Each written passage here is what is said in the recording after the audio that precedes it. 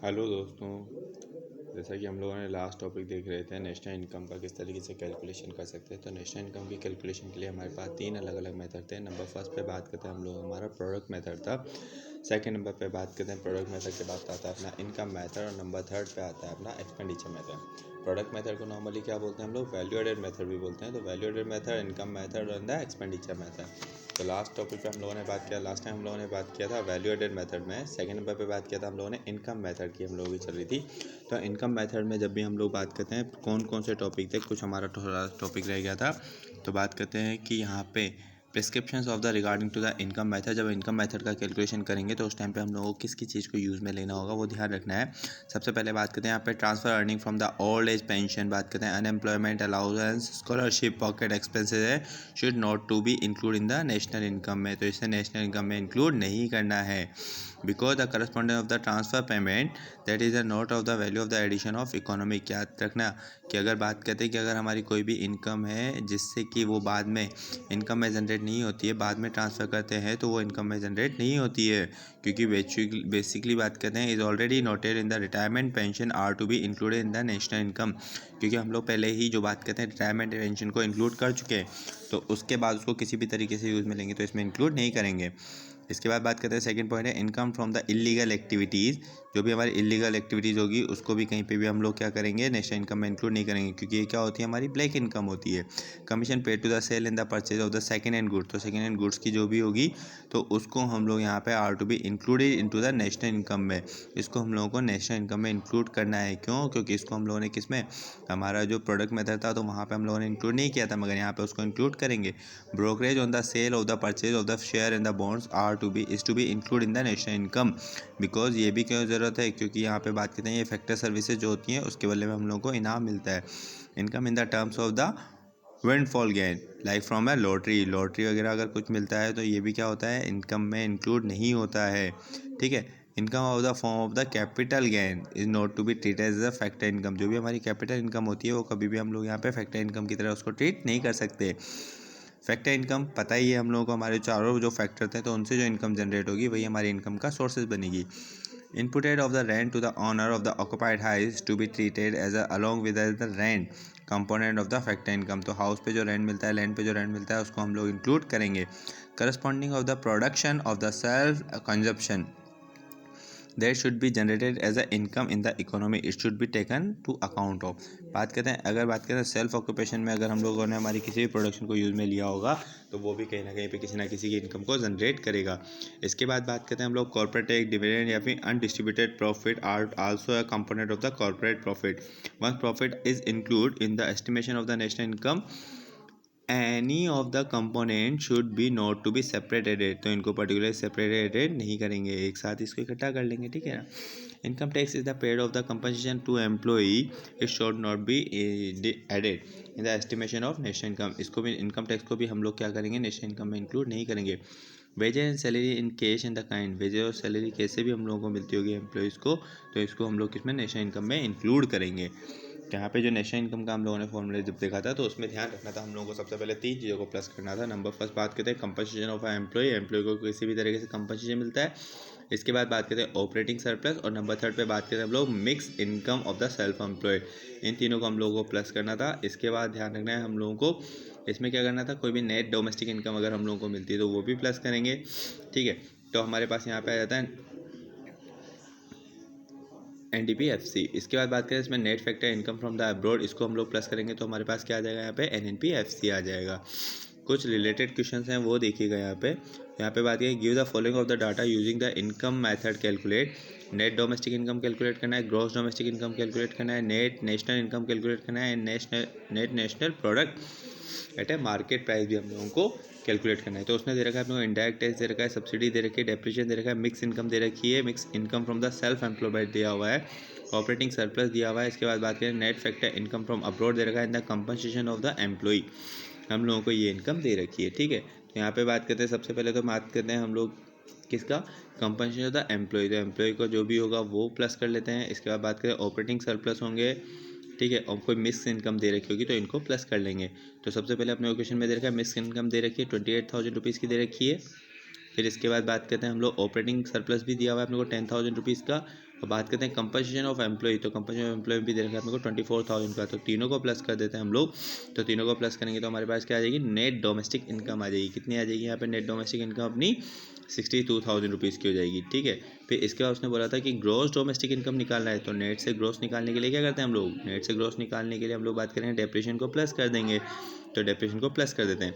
इसके बाद बात करते हैं नेट नेशनल इनकम निकालनी थी, तो नेट डोमेस्टिक इनकम जो हम लोगों ने कैलकुलेट किया था, तो उसमें हम लोगों को क्या करना था, नेट डोमेस्टिक इनकम, तो डोमेस्टिक इनकम आ गया था अपने पास। तो इसमें हम लोग क्या करेंगे, है ना, डोमेस्टिक से हम लोगों को क्या करना था, नेट नेशनल इनकम निकालनी। तो यहाँ पे बात करें इसमें क्या करेंगे, net factor income from abroad, abroad से जितनी भी इनकम होगी उसको यहाँ पे हम लोग क्या करेंगे, प्लस कर देंगे। तो उसने net national income from abroad के थे माइनस का 300 दे रखा था, तो उसको माइनस कर दो, तो यहाँ पे आ जाएगा 61,700 आ जाएगा अपना आंसर।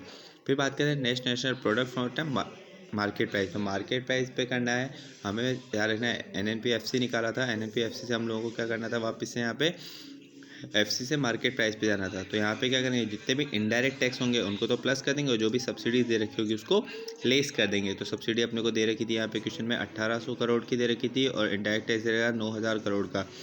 तो इनडायरेक्ट टैक्स को प्लस करके और सब्सिडी को माइनस कर देंगे, तो फिर क्या होगा, हमारे पास जो वैल्यू आ जाएगी, ये हमारे पास वैल्यू आ जाएगी यहाँ पे net domestic product at a market price आ जाएगी।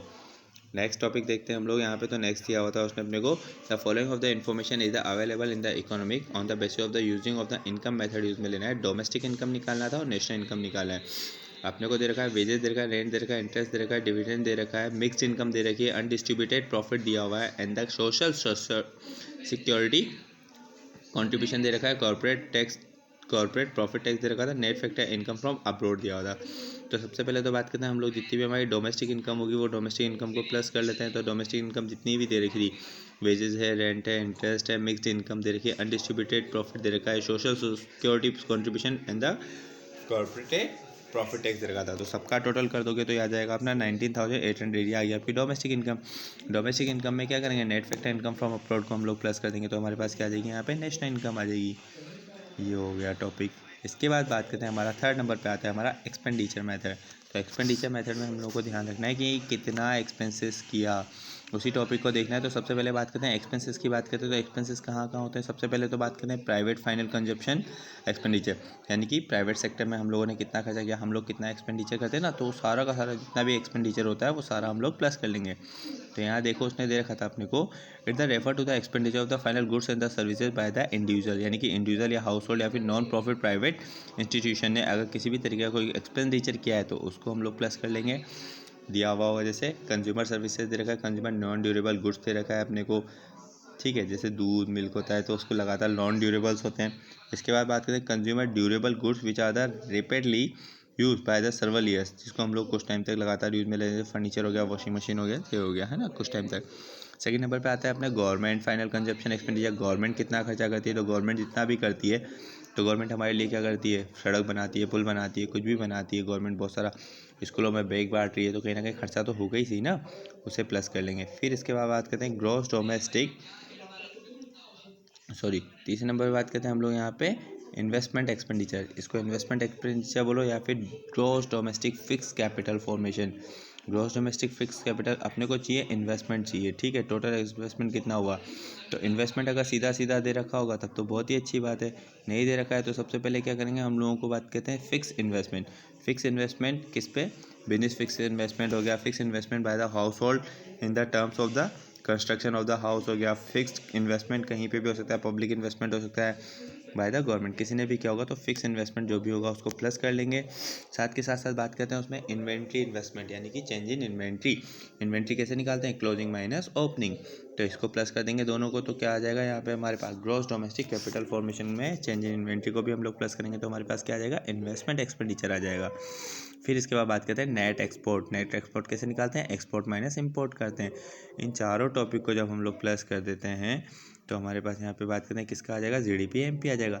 अपने को एक चीज़ याद रखना है, वैल्यू एडेड मेथड यानी प्रोडक्ट मेथड और एक्सपेंडिचर मेथड, इन दोनों में जब भी हमारा आंसर आएगा तो वो क्या आएगा, हमेशा GDP MP आएगा, और GDP MP से हम लोग NNPFC कैलकुलेट कर लेंगे। तो GDP MP निकालने के लिए सबसे पहले तो गवर्नमेंट का जो भी कंजप्शन होगा, बिजनेस का जो भी फिक्स इन्वेस्टमेंट होगा, यानी कि अपना gross domestic capital formation plus change in inventory वो प्लस करेंगे, और प्राइवेट सेक्टर का जितना भी कंजप्शन होगा उनको प्लस करेंगे, और लास्ट में बात करते हैं नेट एक्सपोर्ट को हम लोग इसमें ऐड कर देंगे। तो हमारे पास क्या आ जाएगा, जीडीपी एमपी आ जाएगा।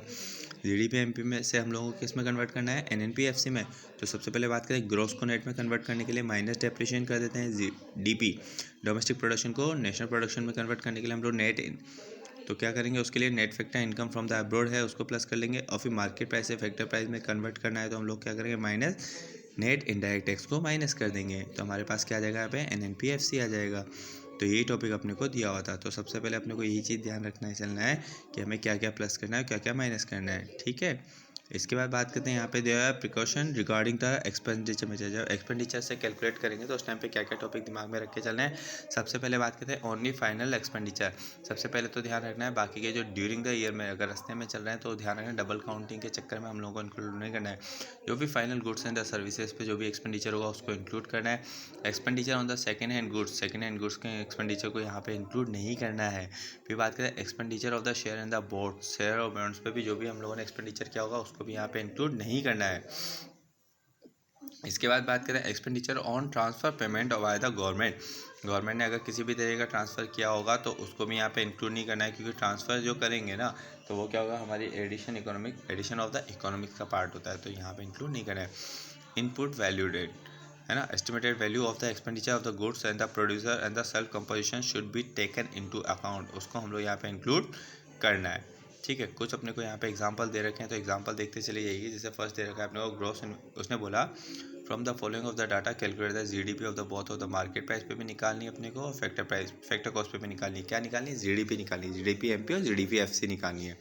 उसने ग्रॉस इन्वेस्टमेंट दिया हुआ है, नेट एक्सपोर्ट दिया हुआ था, नेट इनडायरेक्ट टैक्स दे रखा था, डेप्रिसिएशन दिया हुआ है, net factor income from abroad दिया हुआ था, प्राइवेट कंजप्शन फैक्टर एक्सपेंडिचर दे रखा था, और गवर्नमेंट परचेज दे रखी थी of the goods and services. तो सबसे पहले बात करते हैं जीडीपी एमपी निकालने के लिए क्या करेंगे।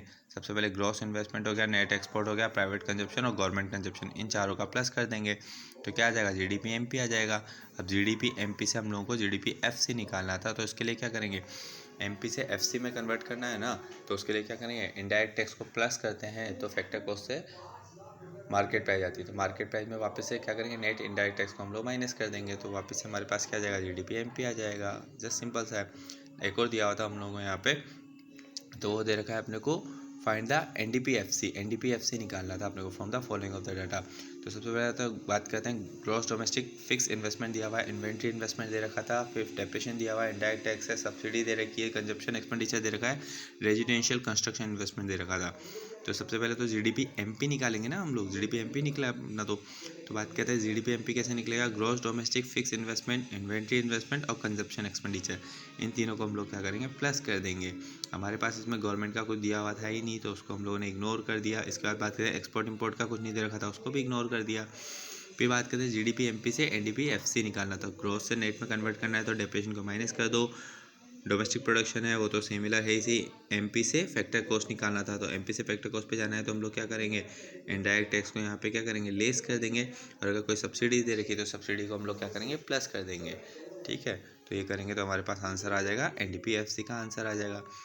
तो ये दोस्तों हमारे तीनों टॉपिक कंप्लीट होते हैं। लास्ट में पूरा का पूरा शॉर्ट में आपको दिया हुआ है कि प्रोडक्ट मेथड यानी वैल्यू एडेड मेथड किस तरीके से कैलकुलेट करना है, इनकम मेथड में किस तरीके से किसको प्लस माइनस करना है, और एक्सपेंडिचर मेथड में किसको प्लस माइनस करके हम लोग यहाँ पे बात करते हैं एनएनपीएफसी कैलकुलेट कर सकते हैं। तो वही पूरा का पूरा टॉपिक दिया हुआ है। इसके बाद नीचे जो है, तो नीचे जो टॉपिक दे रखे हैं तो वो सारे शॉर्ट में वापस से एक बार से रिवाइज कर रखे हैं, आपको किसको कब कैलकुलेट करते समय किसको इंक्लूड करना है और किसको इंक्लूड नहीं करना है।